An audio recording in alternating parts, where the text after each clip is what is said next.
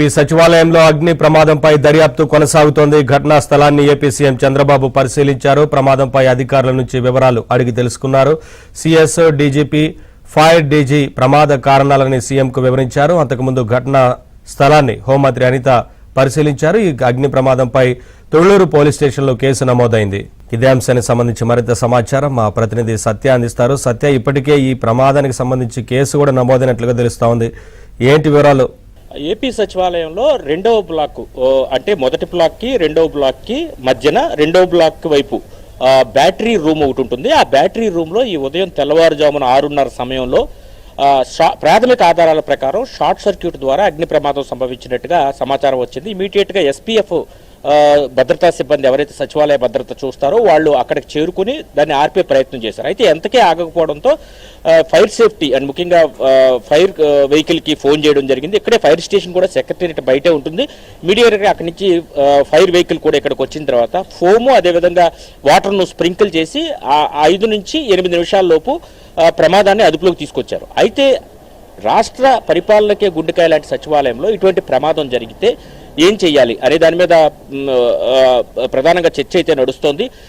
కొన్ని గంటల ముందు, అంటే ఏదైతే మార్నింగ్ 6:30కి ప్రమాదం జరిగిందో ఒక్క రోజు ముందు, అంటే ఒక 12 గంటల ముందు కనుక ఈ ప్రమాదం కనుక జరిగి ఉంటే కనుక సచివాలయంలో సిబ్బంది ఉండేవాళ్ళు చాలా పెద్ద ప్రమాదమే తప్పిందని హోంమంత్రి కూడా ఆమె వ్యాఖ్యల్లోనే చెప్పడం జరిగింది.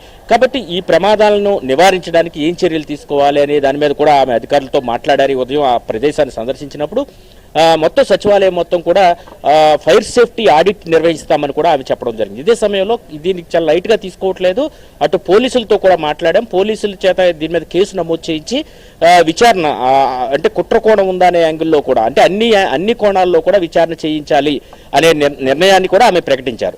అయితే హోంమంత్రి సందర్శించిన మరి కాసేపటికి GAD political secretary Mukesh Kumar Meena కూడా ఆ ప్రదేశాన్ని సందర్శించారు. తర్వాత సీఎస్ కె విజయానంద్ కూడా ఆ ప్రదేశాన్ని సందర్శించారు. కొద్దిసేపటి క్రితమే ముఖ్యమంత్రి చంద్రబాబు కూడా వెళ్తూ ఆయన మొదటి బ్లాక్లోనే ఆయన ఉండేది. ఈ రెండవ బ్లాక్ ఆపోజిట్ గా మొదటి బ్లాక్ ఉంటుంది. దాంట్లోనే క్యాబినెట్ హాల్ ఉంటుంది, దాంట్లోనే సీఎం ఆఫీస్ ఉంటుంది, అదేవిధంగా సీఎంఓ కార్యాలయాలు ఉంటాయి, సీఎంఆర్ఎఫ్ వింగ్ ఉంటుంది, ఆర్టీజీఎస్ అత్యంత ప్రతిష్టాత్మకంగా చెబుతున్నటువంటి ఆర్టీజీఎస్ ఆఫీస్ కూడా అక్కడే ఉంటుంది, అదేవిధంగా సిఎస్ పేషీలు కూడా అక్కడే ఉంటాయి. కాబట్టి ఆ బ్లాక్కి సమీపంలోనే సెకండ్ బ్లాక్ నానుకుని ప్రమాదం జరిగింది. కాబట్టి దీన్ని చాలా సీరియస్గా తీసుకున్నారు. నిన్న కేబినెట్ ముగిసిన అనంతరం ముఖ్యమంత్రి కూడా ఒక మాట చెప్పడం జరిగింది.